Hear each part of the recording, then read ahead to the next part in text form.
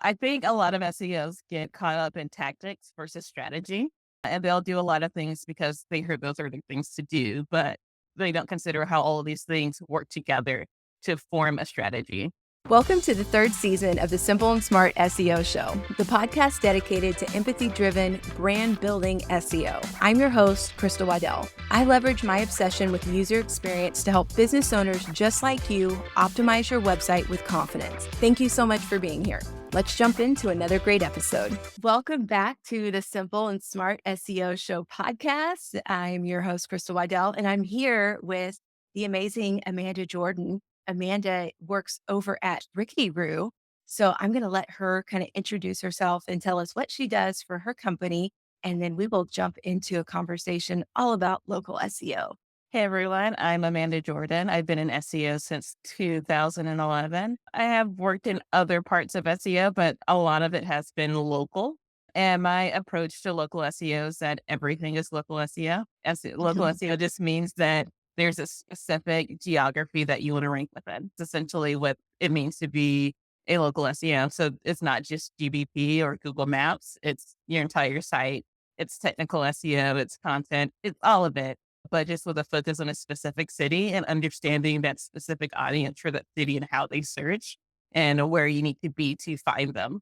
So that's what I do. Rickety Roo is an agency that focuses heavily on local SEO, but we do other types of work too. We're full service. So all those elements of local SEO I just talked about, we do, including link building.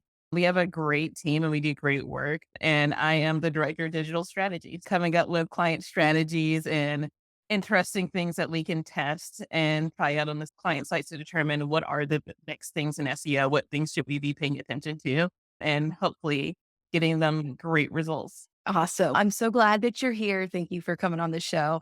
Now, I was just reading through your bio on LinkedIn, and you say that you're not afraid of SEO challenges and you often work with clients experiencing a variety of SEO challenges. And one of those was like an unclear strategy. So I was wondering if you could share an example of an unclear strategy, because I feel like some of us might actually raise our hands that once you said that. Yeah, I think a lot of SEOs get caught up in tactics versus strategy, and they'll do a lot of things because they heard those are the things to do, but they don't consider how all of these things work together to form a strategy. So, an example that I can give, this is actually our US Search Awards entry where we're like actually shortlisted. But we had this client come to us and they have ER services in Texas. So they're like private, you can be a private freestanding ER in Texas. Those are services that they offer. They had a website, but they had only location pages. They didn't mention any of the conditions that they see or the equipment that they have. And then they didn't have any internal links actually going to the location pages. So we had a lot of things to do. So what our goal was just not to like, hey, let's add a bunch of content to the site so they can rank for things. Our goal was to focus on what makes the most sense topically. Where can we help them grow authority? What are their competitors doing? And how can we align all of these things together to help at the same time? So not only did we build content, but we built content focused on common conditions that lead someone to visit the ER. And then when creating that content, we built in an internal linking strategy. So those pages link to each other and the key location pages that serve those specific reasons or conditions why people come to an ER. Then we created blog posts focused on each of those conditions based on what people typically search for when they're not sure if they should come to the ER or not. And then that's became our strategy, and we built that around those pages. They had other services on their website, but we were only focused on their ER, and they saw a significant improvement. I think it was like 200. I just looked at it earlier today. Increase in clicks to their location pages for ERs from doing this. It's all stuff that we all know to do. You know, the build internal links, build content, but the strategy part was figuring out what type of content we need to build. How do we connect it together, and how do we use it to create an overall like story of what's going on the site and what the site is about, so that search engines and users can understand it. Yeah. Wow. That's awesome. Internal links have been like one of my favorite things to do, because I always talk about, especially if you're an entrepreneur, you just can't do everything. But where you Mhm. can start is where you can control things. I feel like internal linking is one of those things that we can control more than anything else on our website. Yeah, we can control content, just making sure that our website makes sense That's a big plus. So another thing you talked about was like poor site structure. Can you give us an example of how you fix poor site structure or like what poor site structure might look like? Yeah, so poor site structure can look like a few different things. It could be everything is off of the root domain. So like it's like domain.com slash name of the blog post, name of the location page, name of the service. Instead of there being like subfolders or a neat organization to help users and search engines to understand the relationship between the pages on the site. Another thing it could be is that all of your locations are under 3 different folders before someone can actually get to the page. That tells search engine that page isn't that important, because if it was, it would be closer to the root. That is how they see it. So your site structure can be make things more difficult for you, especially with things like breadcrumbs on the site and user experience and navigation and them getting back to key pages that they want to visit again. One of the things that I see happen a lot is that location pages aren't really considered in the structure of the site. So they'll have repeat. So one example that I've seen recently, they had 2 versions of each location page. So it'd be website.com slash Houston, Texas slash Houston, Texas, and then Houston, Texas slash Dallas, Texas, and then Houston, Texas slash Fort Worth, Texas, which doesn't like when you hear it out loud, it doesn't make sense. And it doesn't make sense. But when you're looking at a site, we somehow there's a disconnect sometimes and we're not thinking about that. So part of it is just making sure that the site makes sense, things are in an orderly fashion. Another part of it is like when you go back and look at your data, can you look at it topically? Can you look at all of your service pages at one time to see what's going on specifically with them? Can you go back and look at all your location pages together as a cluster and see what's going on with them? So I like it for that reason too. But another part of it, of course, like you said, is internal linking. So making sure that these pages have relationships to each other and that you're focusing on the pages that you want to rank the most. So like your most popular blog post should be ranking to the pages that are or services or locations or anything like that that is most relevant for your like money keywords. So for the keywords that get someone into book a service. And not just I guess the most popular ones, really all of them. If it's a relevant topic, it needs to be linking to the relevant service no matter what, essentially. And we've come to the point where we're like, not necessarily more content is better. I think it's better to be very strategic in choosing your topics and how you internal link.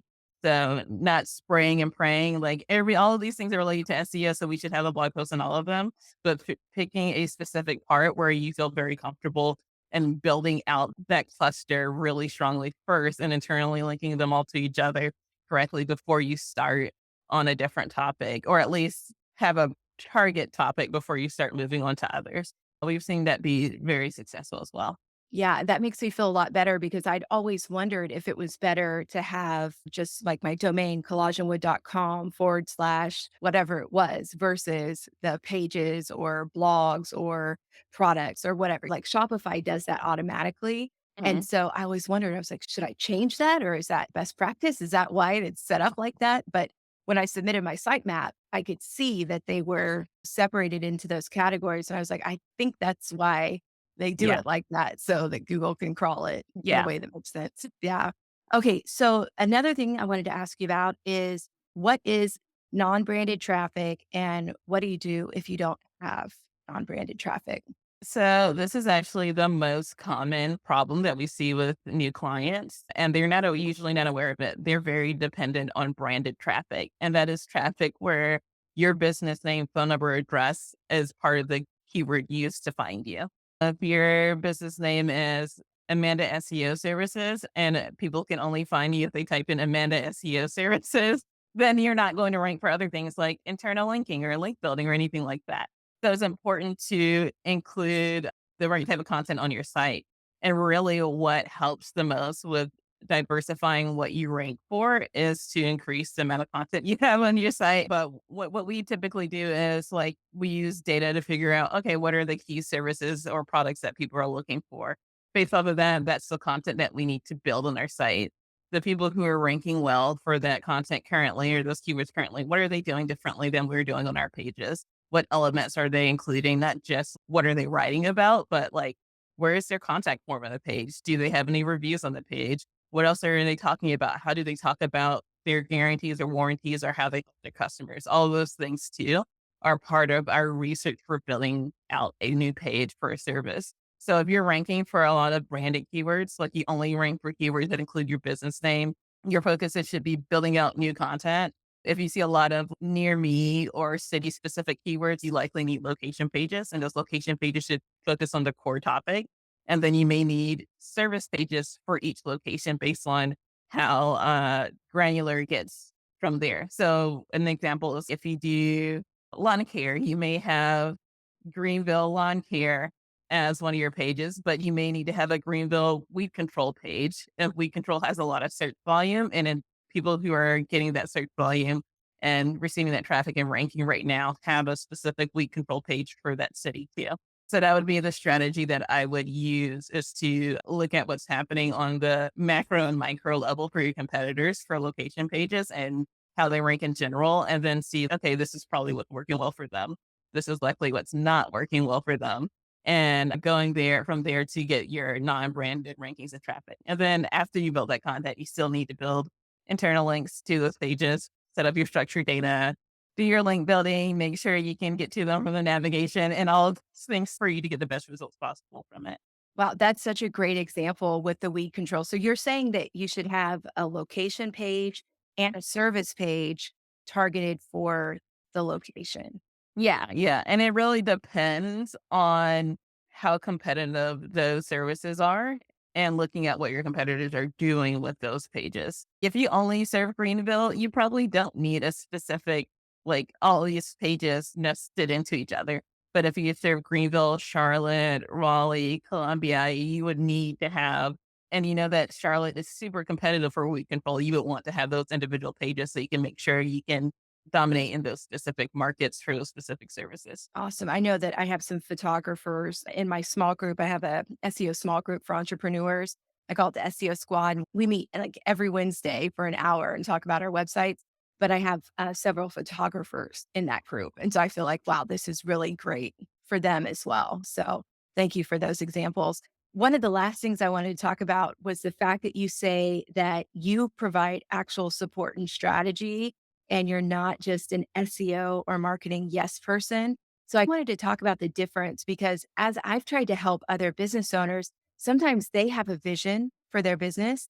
And I do feel like they just want someone to come along and say, yes, do this, even if it's not like the best thing for them to do. And when I've talked to people about strategy versus tactics, that's where I've really run into a brick wall because I'm like, look, I don't really feel comfortable of you paying me to do something that I really don't believe is going to help you. So Yeah. could you talk about how you navigate that? Yeah. Data is your friend. So that is what I typically show them is like, hey, this is what we're actually seeing that people are doing. This is what we see that people are searching for. And this is why we need to take this specific course of action. If having this page look this way is more important to you than having more money, then sure, do it that way. But it's not going to help us reach the goal that you set for us with your SEO strategy.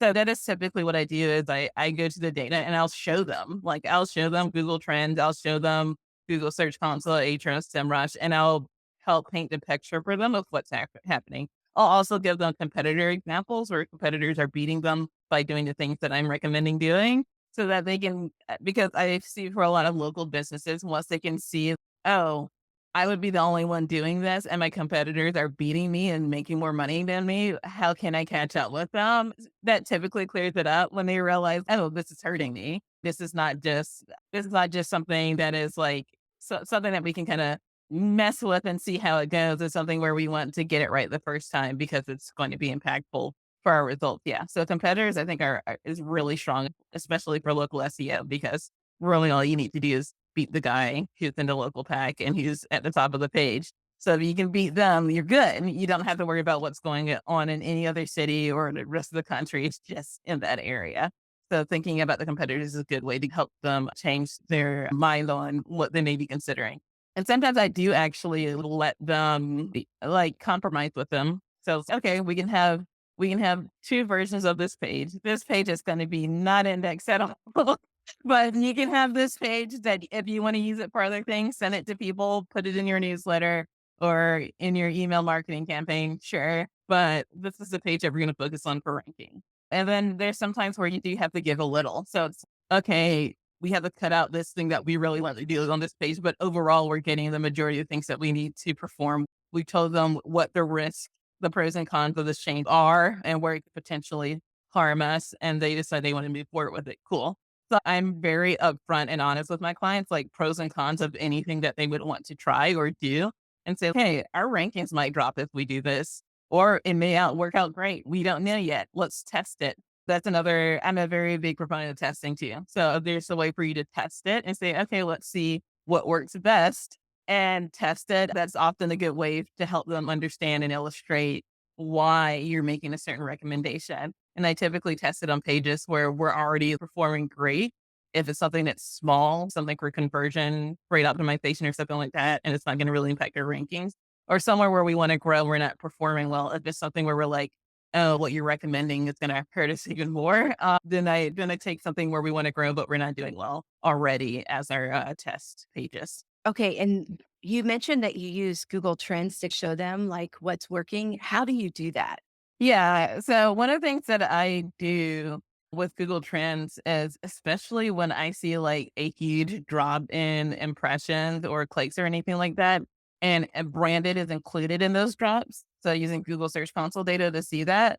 One of the things that I end up doing is going to Google Trends and looking in their specific state or city or region and saying, oh, this is dropping for everyone, or oh, this is just dropping for us. Apparently, everyone else is, the trend is actually going upwards. So showing them that data of this is actually the trend in your area, and what you're doing is supporting that trend or actually hurting you because we're trending downward with our actual traffic.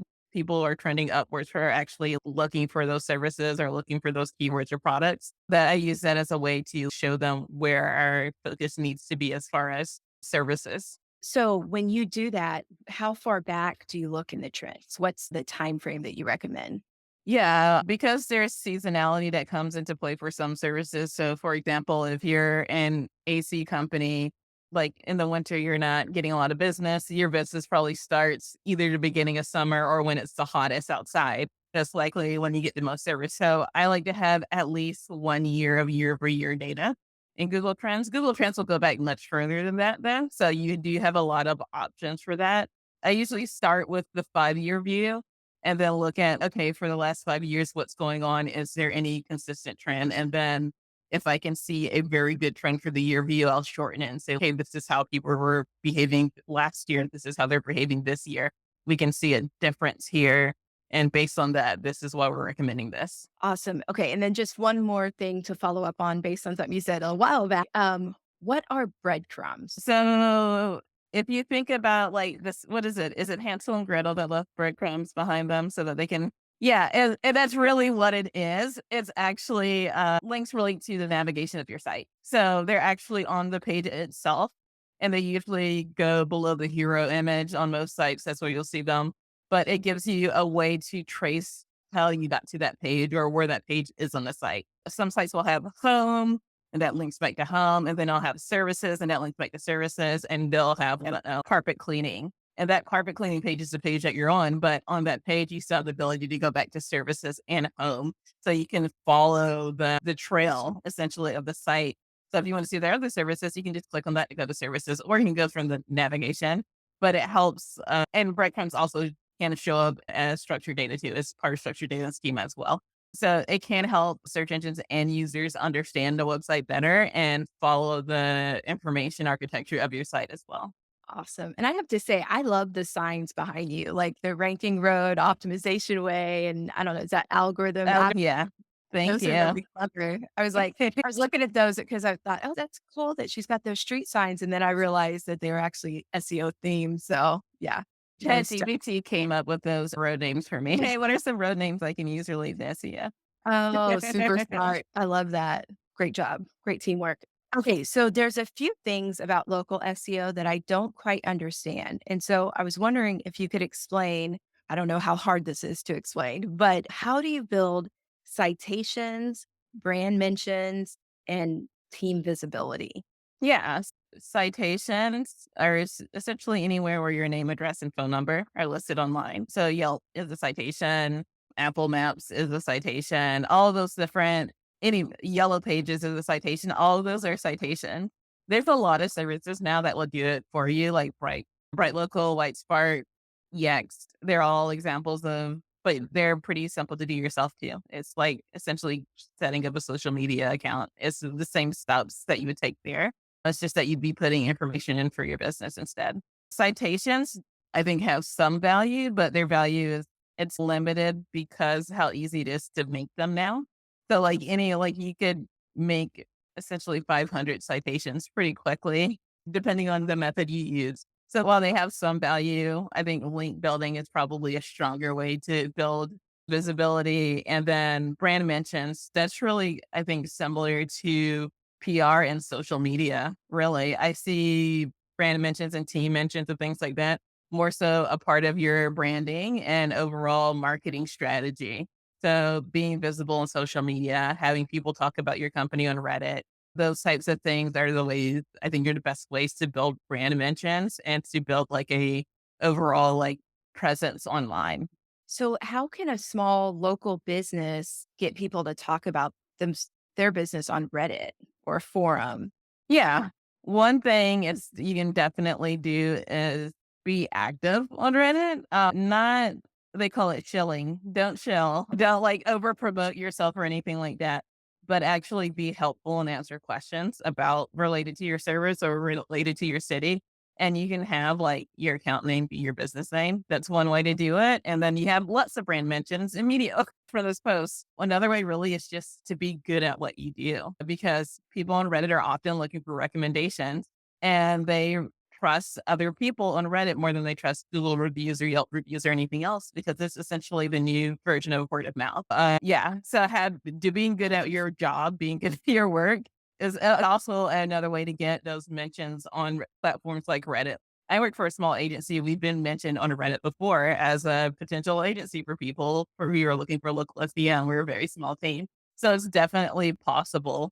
And part of that too is just increasing your visibility online through other channels other than SEO too, because if someone sees you posting a lot on LinkedIn and you're like, oh, this company provides local SEO or whatever service you provide, they are more likely to remember you when they're asked about it or consider you when they're looking for services later on. Okay, what is the difference between local SEO and regular SEO? Really, the biggest difference, I think, is the strategy for topic clustering and content and how geography plays a part in it and link building too. If you're trying to rank nationally, you don't need to worry about a specific city or state or how people search there. But on a local level, things are very different. So if someone wants to rank for water heater repair, some places they call it a hot water tank. Some places they call it a water tank. And some places they call it a hot water heater. Some places they just call it a water heater. And if you don't know how people search in your city, you're not going to be as visible. And if you don't mention your city or state in your content, you're likely to be less visible. Really, I see from a content perspective, part of for service pages and location pages, your city or state or county, that's one of your keywords now. That is the biggest difference. And then with clustering and blog posts, you want to be locally relevant. Please don't just spam like any potential topic related to your business. Be very specific to your area, very specific to what you offer and what people are actually asking about online to make content. What would be an example of spamming? Yeah. So an example of spamming would be creating a bunch of if you okay, let's go back to the HVAC company example. Just spamming content would be to create a blog post about like every part of an HVAC system and what it does and how you should maintain each part of it. No one is looking for that. Like it's not like serving a purpose other than, oh yeah, now we have all of these keywords on our page. An example that would be more city specific is like a blog post about the hottest day of the year and how often AC units go out in that area based on the hottest days of the year or the hottest days of the year in history for your city and how many AC units you typically repair during that time and why it's important to do maintenance ahead of time so you're not stuck without AC once it gets to the hottest time of the year. Things like that. For a pest control company, it would be something like most common pests based on zip code, and then having, hey, these are the places where we get the most calls about these specific pests. These are things you can do to prevent having them as an issue in the first place. These are some of the things that we recommend doing. These are the services we offer that are pet friendly if you have any concern about pets, or child friendly if you have a concern about children in your home.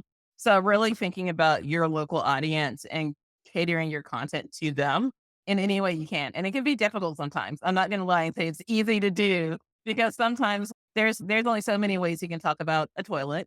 Like in plumbing, it's not like there's a bajillion ways you can make this locally relevant. But that's part of the reason why I also say, like, it's better to have a more structured, clear strategy for your content creation instead of just like writing posts about everything. It's okay not to have a bunch of posts on your site. You can rank without having a bunch of blog posts. If you're a service business, if you're a blog, that's different. You definitely need to have more blog posts to do it regularly.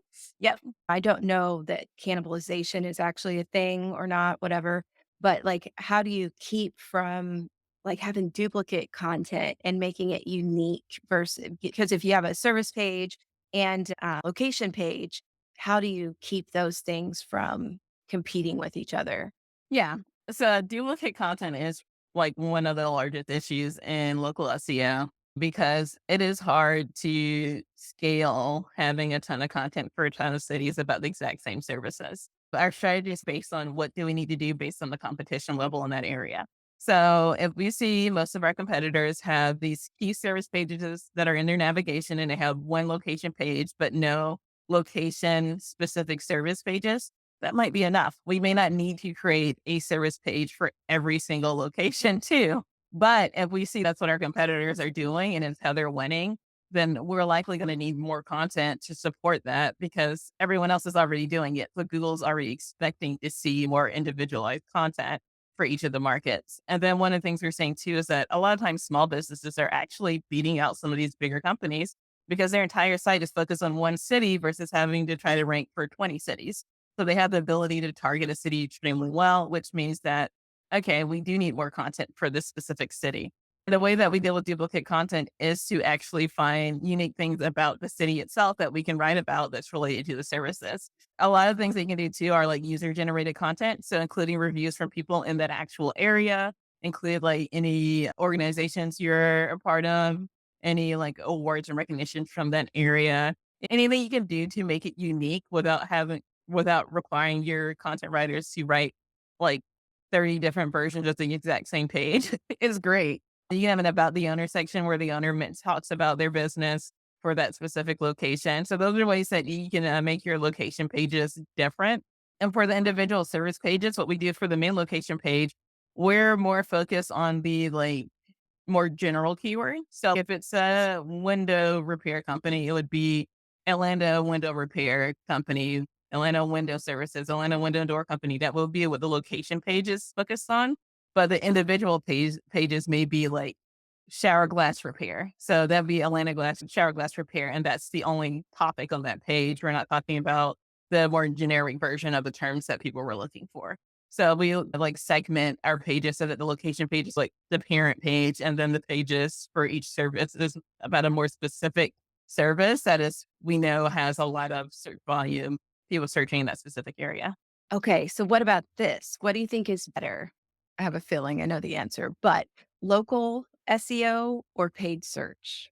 I'm going to be extremely biased. I think local SEO because I think long term, and this is what every SEO says, long term, it's going to be what pays off the best, because once you've made yourself an authority for a topic in a city, it is very hard for someone to overtake that.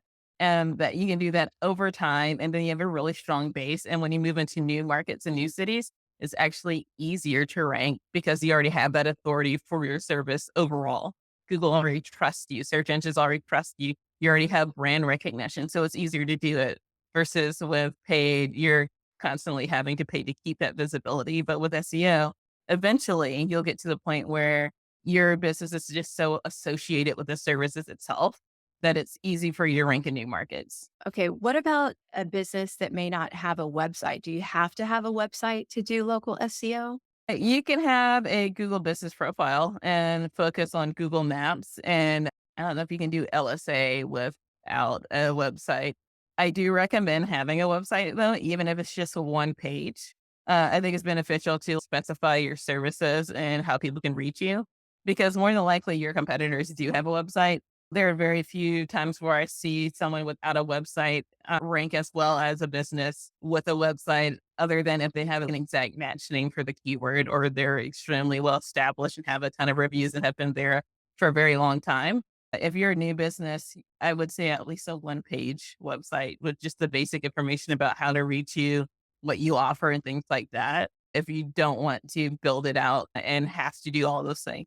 But you'd be much better off if you did have a full website that talked at length about your services, why people should choose you, how to contact you, and all of that. What is LSA? They're local search ads, so they're like a paid ad option specific to Google, like Maps related businesses. They show up at the top of the site. It includes your reviews and like how to contact you, or I think it's like the phone number and a picture.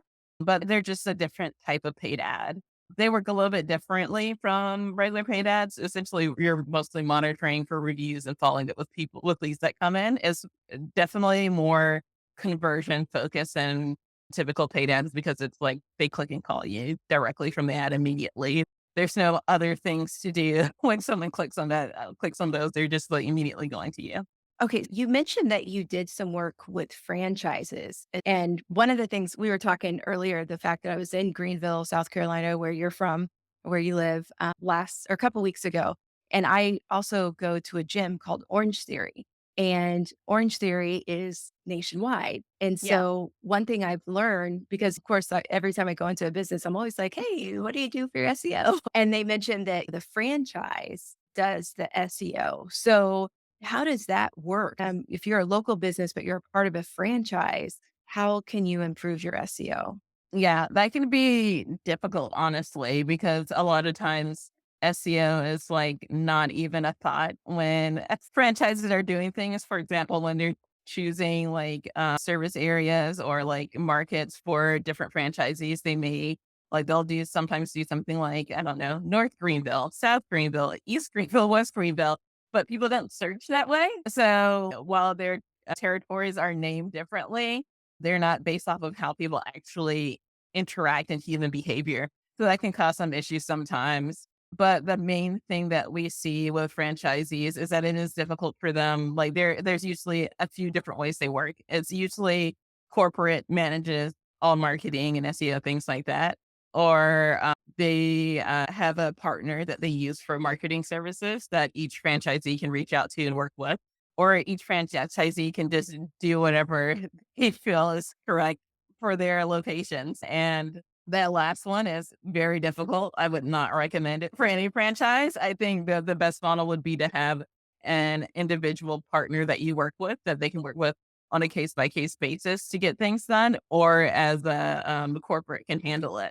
I think that can be difficult for franchisees because they may have opinions on how things should be done, but unless they have permission from corporate, they're not able to get those things through, which is why I think maybe the second option is the best, where they actually have a relationship with the agency too, because we can speak up on their behalf. Because sometimes their ideas are good, like they have a very good reason for what they want. It makes sense, and they should be able to do it. But for some reason, at corporate level, it's not being allowed, and we can help bring the data forward to show the value of this recommendation and help push it through. I think it makes it a lot more collaborative too when you have individual franchisees that can give you insights as to what's going on with their location and how it may impact another location. Or you see an issue with one location, now you understand and you fix it. Now you understand what could help another location. It's also great for testing too. So you can have individual franchisees that are open to testing and some aren't. So you can just you can test things on one, show them the results, and then others may be interested in doing that test as well. I think working with franchises is very interesting, but very challenging. It is like one of those things where I like a challenge. Franchises are definitely like one of the biggest challenges in local SEO because there's so many moving parts and so many people and so many different territories and markets where people behave differently. So understanding each market is super important too. So you mentioned how somebody might split up Greenville wouldn't be relevant to somebody who lives in Greenville. Can you give like an example of what would be relevant to someone Yeah. who lives in Greenville? Yeah. So ways that would be relevant would actually, I think it really requires either the franchisee that knows the area to be involved or for the franchise itself to do the research and understand that area geographically, because a lot of different cities work different ways. Like the way someone searches in New York City is different than the way someone searches in Greenville. So you may be able to segment territories differently depending on where they are and how people search. There are some areas where east of the city is its own area. So it does make sense to create a territory like that. And people do search like that. But there's other areas where that's not how people search. In Greenville, it would be better to have like different regions. So you could have a main Greenville territory, but then you'll have a Malden territory, which is another area that's up and coming, affluent, and nice. And then you can have another one that's Anderson, Easley area, and that's another side of the city where people would search differently because they're not going to be searching Greenville. They're going to be searching for something more closer to them, but it still technically is the Greenville area. So understanding those smaller neighborhoods or smaller cities nearby, I think is really important. Yeah, I love that. And that's such a great point because I'm not a directions person. And I didn't even know what side of the town I lived on where I'm Yeah. at. And I remember the way I learned that I lived on the west side was because there was a West Fayetteville Walmart. And I Mhm. was like, huh, what's the address of this West Fayetteville Walmart? It's the one that showed up closest to me. And it Uh-huh. turned out it was just right up the road. And I'm like, oh, I live in West Fayetteville, but I had no idea. Like, I didn't grow up here. I'm not good with maps or directions. Yeah, I think a good point is, yeah, I know where I live. I know that I live like in this little town that I live in. But if you were to say the direction plus the city, I personally would have no idea. Yeah, neither would I. And then I think another reason why it may be better for franchises to get away from that way of thinking is because Google is using that person's location to determine which business is closest to them too. So unless someone is searching from work and they live on the other side of town, like that is the only way you're gonna not be the closest one to them anyway, or the preferred option anyway. So I think proximity to the person who's searching should be more of a factor and how people search in that specific area over, okay, you want this area of this city and this person wants this area of this city. I know there's a lot of other factors that come into play with that other than SEO, but I think it'd be a good idea if SEO became more of that conversation or at least a thought when deciding what territories to give different franchisees. Absolutely. When I work with people, I typically work with business owners who are using a content management system like Wix or Shopify. I like to say I'm the non WordPress SEO. So, the websites that you guys work with, is there a general theme or specific type of CMS that you work with? We primarily work with WordPress, but we do work with Wix. We've worked with Squarespace before, Webflow, and I have a lot of experience with Shopify too. We can do a lot of different things. Really, the biggest issues that we find and with platforms is the ability to do some more technical back end SEO things, make changes to improve site speed, and make changes to add stuff for structured data, things like that. Those are the biggest hurdles we see. But I think really pretty much every CMS that has thought about SEO at least a little bit can be used. It's just more so learning the nuances of each of them separately. And I noticed that you made a tool called the Schema Advisor tool. And so I was wondering, can you use that with a Shopify website or a Wix website? You could. What it does is it uses the schema.org and it's trained on the schema types and the recommendations that they provide. And it's trained on Google's guide for schema as well. And what it does is just recommend schema. So you should be able to use it with Wix. The Shopify client I work with, they have a lot of things that are custom to them. But I think with most Shopify sites, you should be able just to drop it into the page and it'll just use that schema. So yeah, it just gives you a recommendation on the best schema types. And if you ask it to, it will give you an example of what that schema would look like because it does look like garbled up code jargon to someone who's not very used to looking at it.